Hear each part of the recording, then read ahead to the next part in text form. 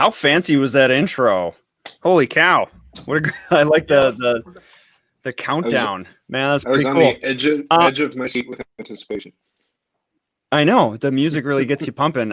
Hey, everybody, my name is Adam with the Wisconsin Veterans Chamber of Commerce, and welcome to our weekly edition of Office Hours Live, where we discuss important matters for veterans, military families, advocates, businesses, not just veteran-owned businesses, but businesses everywhere in this casual Ask Me Anything style format. So if you have questions for myself, for our executive director, Saul, or our soon-to-be introduced guest, please feel free to throw them in the chat, whether you are watching via Facebook, YouTube, or Twitch. If you're one of our three followers on Twitch, which is new to us, please feel free to throw a comment there, and please give us a follow as well. But anyways, don't be bashful. We want to hear from you.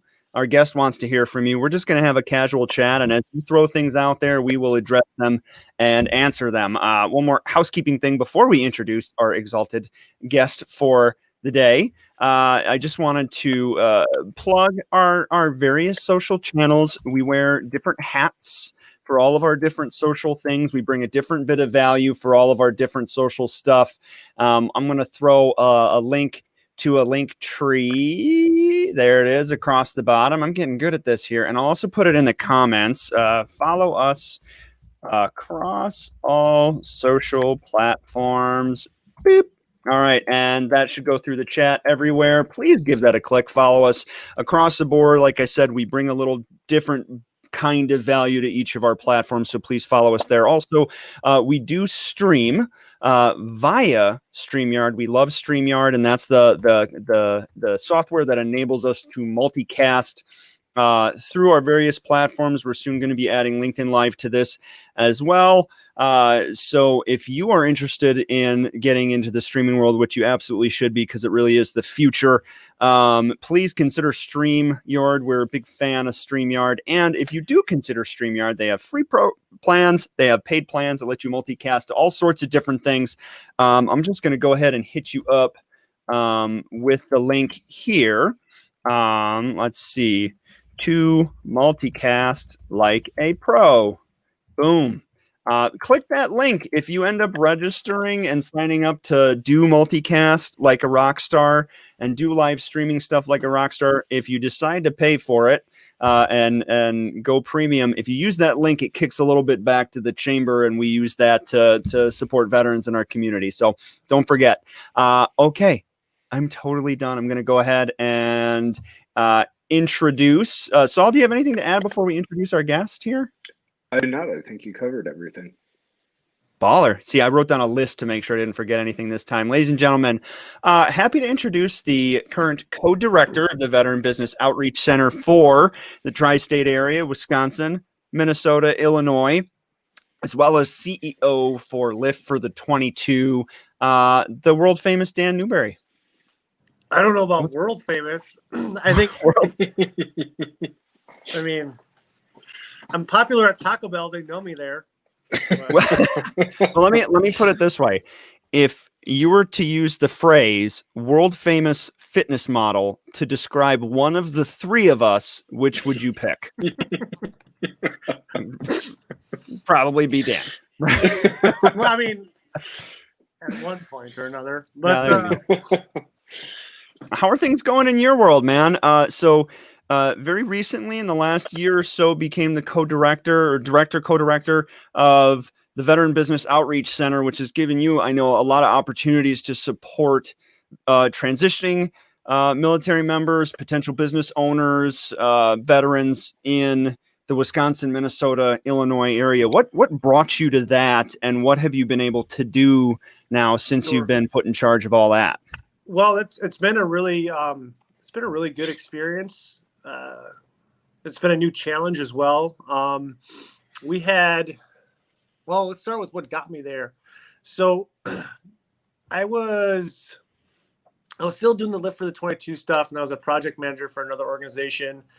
And then I had gotten some word that there was an opening for this position to help administer this program, and so, and just like that, I threw my name in the hat, and Wibbick brought me aboard to do this. So it's been a really good experience so far. It's been a learning curve. I thought I knew quite a bit about our market, especially here in Wisconsin, as far as the veteran community is concerned, and I've learned a lot more since then. And it's also been really rewarding. I get to spend my days helping other veterans that want to build something, and they want to provide for their families, and they want to have a successful transition. And so I'm doing what I love to do.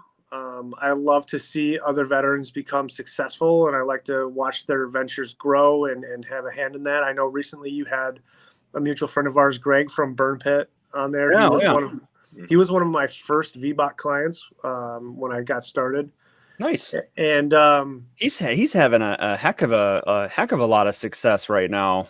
Yeah, and that's a testament though to veteran entrepreneurs. I think if I were to write down on paper what makes a veteran entrepreneur, I'm going to say Greg.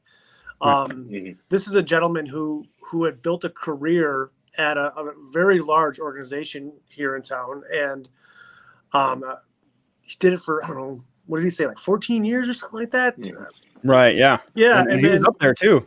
Yeah, and good living, comfortable, but then the height of the pandemic hits, and what does he do? He takes an enormous risk, and he starts his own company. And then not only that, it's super successful, Mm-hmm. And really through our time together, all I did was just give him a little bit of direction, purpose, and motivation behind it. That's what's great about the VBOC is, the Veteran Business Outreach Center. A lot of us are vets, and we understand where we're coming from, our history, our background, the challenges that we face. And I was able to offer that camaraderie that you're used to when you're in the service. And so instead of, when he told me he wanted to start his own company, instead of me saying, well, you're crazy, why would you do that? You have a great job, career, whatever. I was like, all right, let's do it, So, but that's what people normally say. Like, I mean, how many times has somebody that is in a comfortable, stable, long-term corporate gig told their friends or family or mentors or colleagues, like, I want to make this drastic shift to something that's very different and potentially risky? Like, how often do those people go like, yeah, all right, let's do it? I mean, normally they're just the well-intentioned naysayers that are like, no, what are you doing? No, don't do that. That's not safe. All these horrible things could happen because it's scary for them, and they just project it on people. But yeah, and I digress. But here you are in a situation where you're saying this is possible, this is doable, you should do it, let's make it happen. And I love that. And it takes, I suppose, that veteran entrepreneur to have the bravery and tenacity to make something like that happen, Yeah, you just have this grit about you, I think, when you're coming out of the service. And it doesn't matter, branch or MOS or whatever. You all go. Some are grittier than others, depending on. Well, you go through the same type of, indoctrination, and you get a certain level of discipline about you when you serve. So, so it was just one of those things where, and we're used to supporting each other in general. You never want to, the whole moniker you've heard of, got your six and all that. And I'm one of those people. I believe in that. So, but no, I think, Greg did an amazing thing, and I love working with guys like him. I love when they come across, the VBOC, platform, and I'm able to assist them and help them move forward with their goals. I think, there needs to be more of that. There needs to be more support in our community. And well, you mentioned COVID. And, obviously it's really hard to have any conversations about business or really life or anything like that without mentioning COVID these days. And understandably so. It's had such a big impact on our world, socially, professionally, you name it. Now, VBOC has traditionally been a brick and mortar, show up, do a presentation, talk to people, hands-on. sort of at least your educational outreach for veterans and potential veteran business owners has been like that, or you invite people into WIBIC, for classes or whatever. Obviously, you can't do that now. So how has your world changed post-COVID? Well, it's definitely presented some unique challenges. There's also been some silver lining in this. And the silver lining is we no longer have these weird boundaries and these borders that we operate within.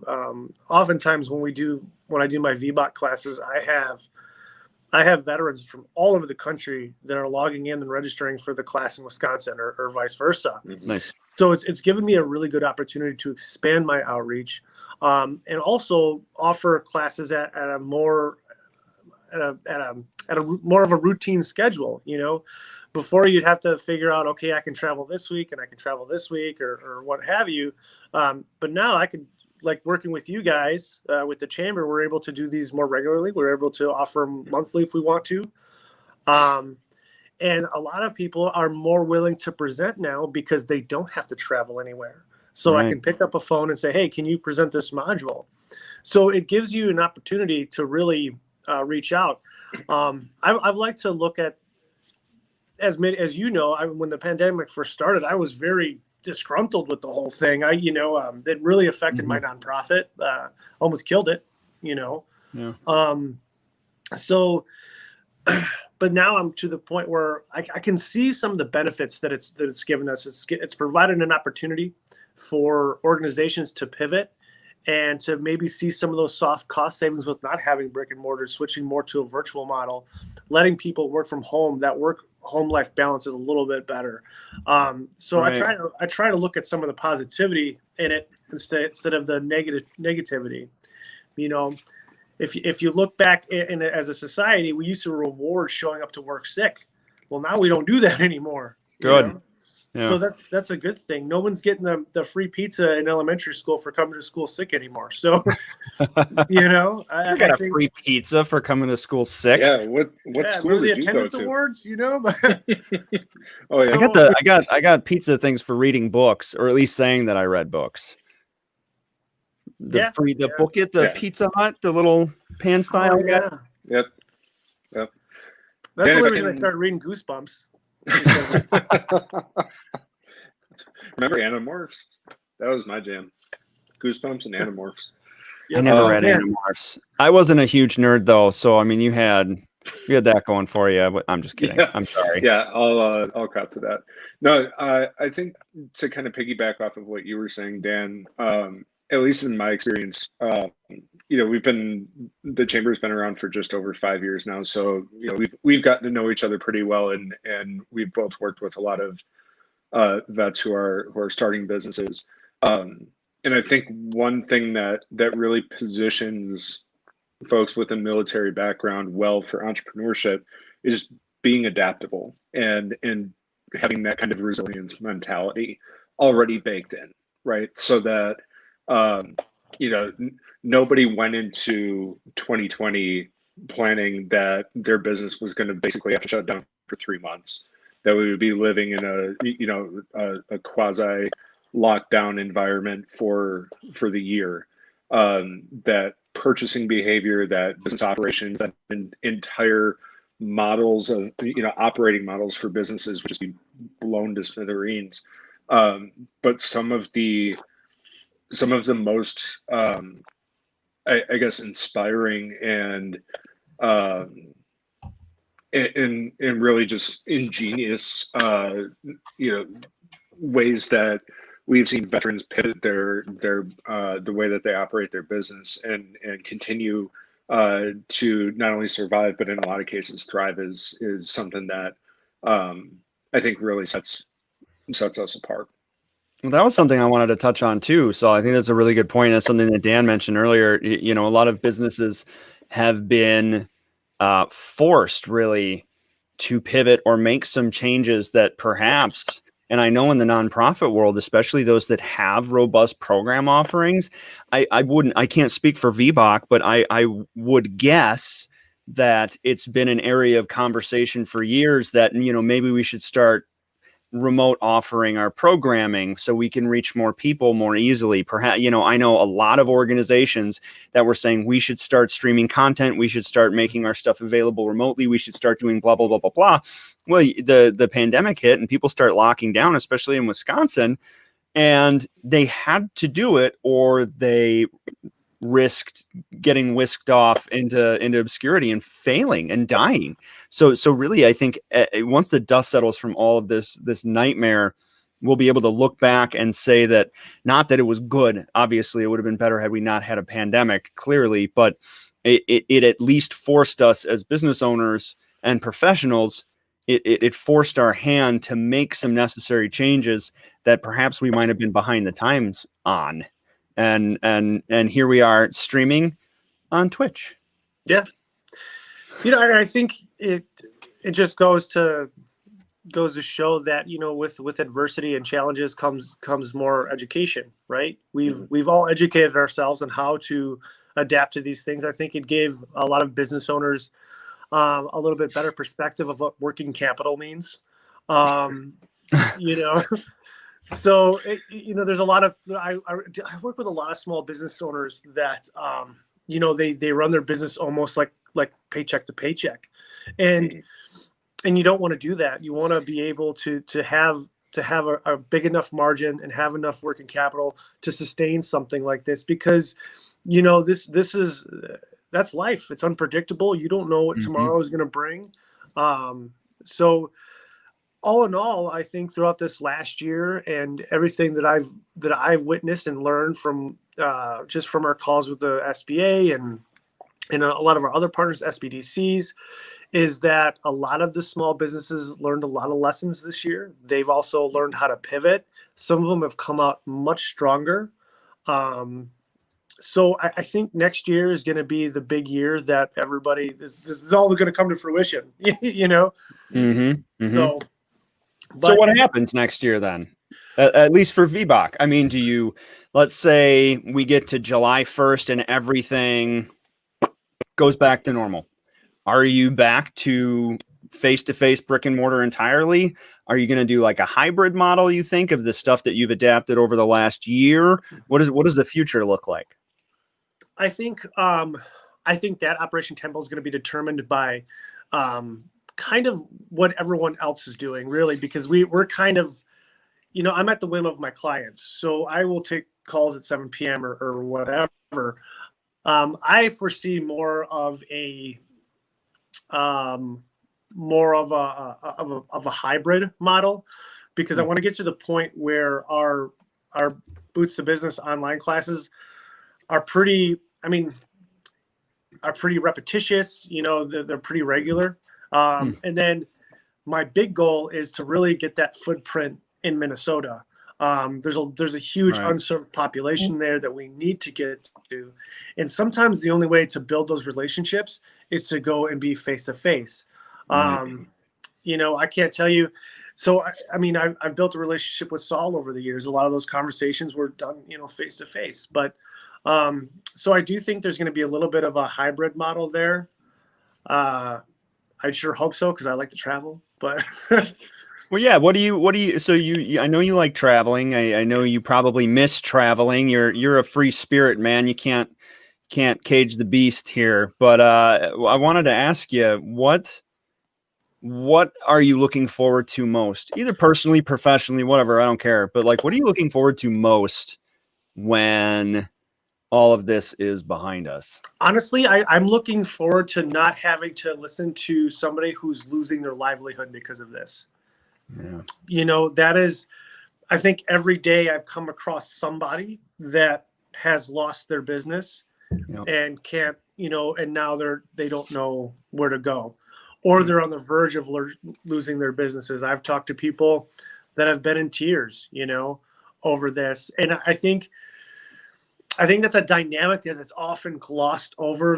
That's everything that's been going on this past year. We've come out of a treacherous election year. We've been dealing with this pandemic. We've been, social media has been a dumpster fire. But the one thing that's really getting glossed over here is the humanity of all this, the effect on humans. These are moms and dads that have lost their livelihoods because of this. And so I think when this is all said and done and we can go on our merry ways and maybe we've come to some compromise on how to move forward, I think what I look forward to the most is not having to hear these stories of people that are losing their businesses. Man, that's well said. And I really do hope in hindsight, we're able to, I think, one, reflect on what a massive mental health issue this whole thing was, not just like a physical medical health, not a professional health and livelihood, but a mental health issue for folks that whether they even know somebody that contracted COVID or not, or whether they believe this, that, or the other. At the end of the day, this has been an entire year plus by the end of it of drastic shifts in culturally and socially, and a huge mental health strain. One, I hope that we can look back and actually acknowledge that and use that to kind of maybe even cut off some of the stigmas that are still unfortunately attached, especially in the veteran community with mental health concerns. And also, I just hope that we learn something, that if we get the vaccine and move forward with our lives and put it behind us and nobody has it anymore, let's say perfect world, like, I don't want to forget. I want to remember that this happened and put things in place to prevent it, or to, like you said, put a fund together, a just in case fund to take care of people if their life and livelihoods are taken under, God forbid something like this happen again. Well, and that's just it. Like I mentioned earlier, it's a learning curve. Everybody, I think we're all learning here. I think we're all learning from this, what's going on. Let's look back at during 9/11. We all learned something about each other during that time. I think in every historic event in this country, we've learned something from it and have been able to become a better society because of it. So. Well, and one thing that I would add to kind of piggyback off of that is kind of from the perspective of supporting, especially small businesses around the state, that this has really highlighted how important the kind of ecosystem of business support organizations like WWCC, like VBOC, like the Veterans Chamber, other local chambers of commerce. It was, I think that going into this, there was some question about, well, what really is the value of having kind of those business support organizations in this dynamic, again, ecosystem, I guess, is the buzzword of use now, but it is kind of, it's a good word. You can use ecosystem.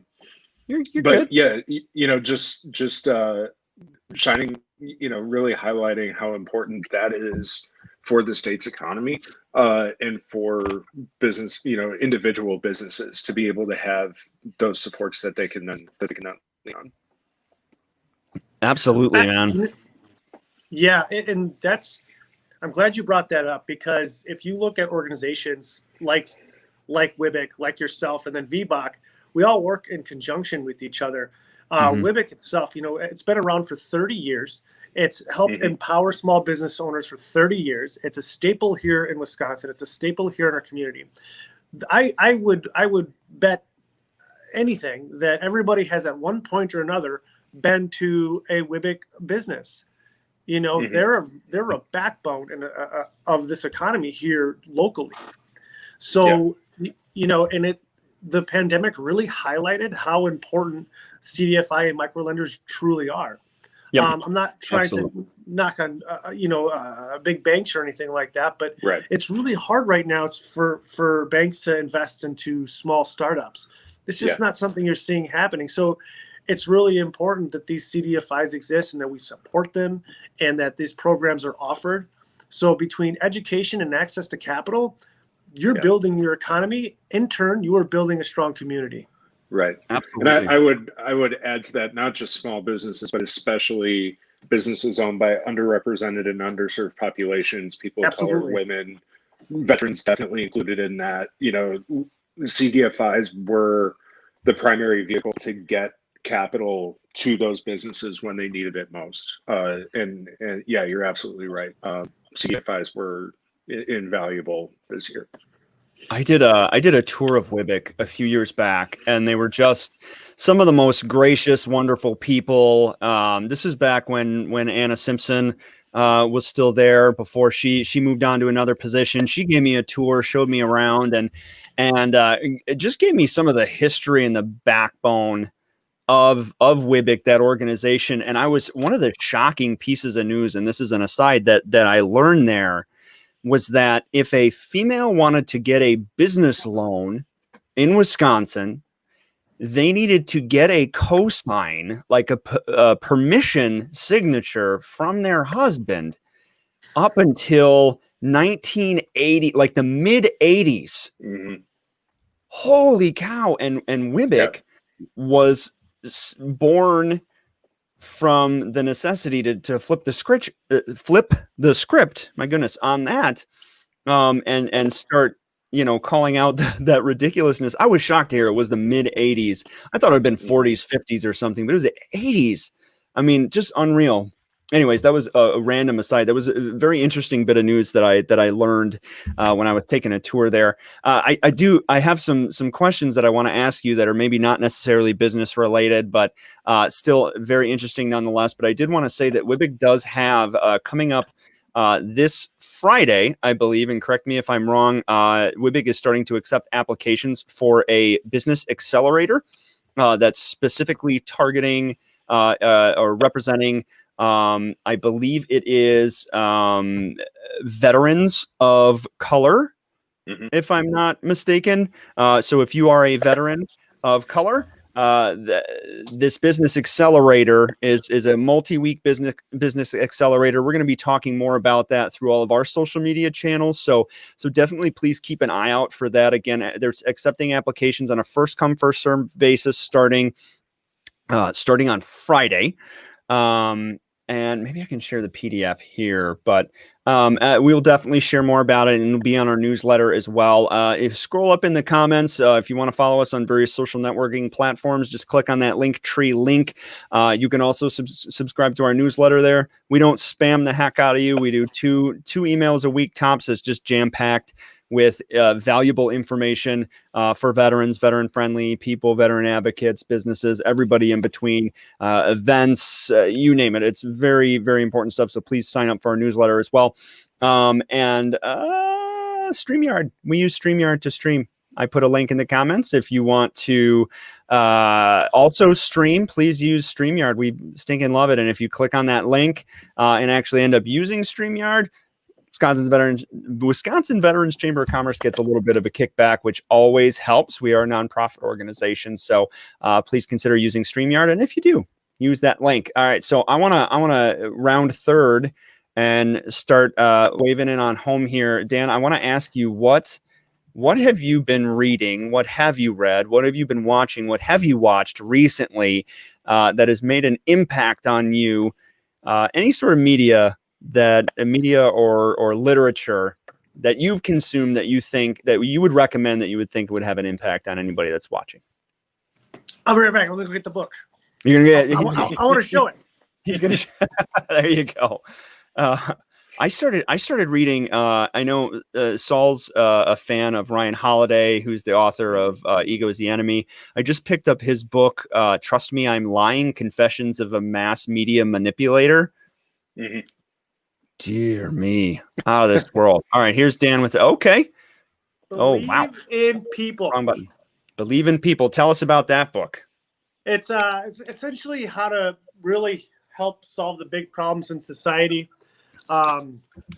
It's from an entrepreneur, so it's essentially just everything we've kind of talked about. How do we help each other? How do we believe in each other? And so it's something that I'm reading on, and once I finish it, I'll post a little something on social media about it. But there you go. Oh no, it's a really good book. I mean, you got to understand that we all have these barriers that we're facing, and if we can believe in each other, we can overcome those barriers. So I like that. That's a great message. I think we should end on that message. That's a good message. Dan, how do people follow you? How do people get in touch with you? How do people find VBOC and WBICS? Go ahead and do your shout outs here for your plugs. sure. So the best way to get in contact with me is visit our website, www.wibic.com. Check out on there. You can register with the VBOC if you're a veteran looking to start a business. You can register for courses and educational program. My bio is on there, email is on there. So that's probably the best way to get in touch with me. If you want to get in touch with me regarding Lift for the 22, just visit our Facebook page at Lift for the 22. It's the first thing that pops up when you see us, or visit us at www.liftforthe22.org. So there you go. Yeah, mouthful. He's everywhere. If you look for Dan Newberry, he's the first person that pops up. He is the only person of the three of us that, well, at least to my knowledge, that it has his social accounts routinely copied and then used to catfish people. I think I just had someone call me about 3 days ago over this. Yeah, really. Yeah, she developed a relationship with some guy that said he was me. My goodness. So. Wow. Well, heavy lies the crown, I guess. Yeah, if we work hard, maybe we can get people trying to steal our identity too. I don't know. I'm not that special, guys. You know. I have affinity for expensive whiskey, and other than that, I'm laying around in a hoodie. So I don't know. But you look so darn good doing it, man. Dan Newberry, everybody, co-director of the Veteran Business Outreach Center at WBIC. I just put the link in the comments for everybody if you want to check him and them out. Again, Saul Newton, executive director of the Wisconsin Veterans Chamber of Commerce. My name is Adam Bratz. You can find us at wiveteranschamber.org and across all social platforms. Thank you for tuning in today. We appreciate you, and we'll see you next week, same time, same places. 11:30 a.m. on Central on Wednesday. And y'all have a great day. Thank you. Yep. Bye.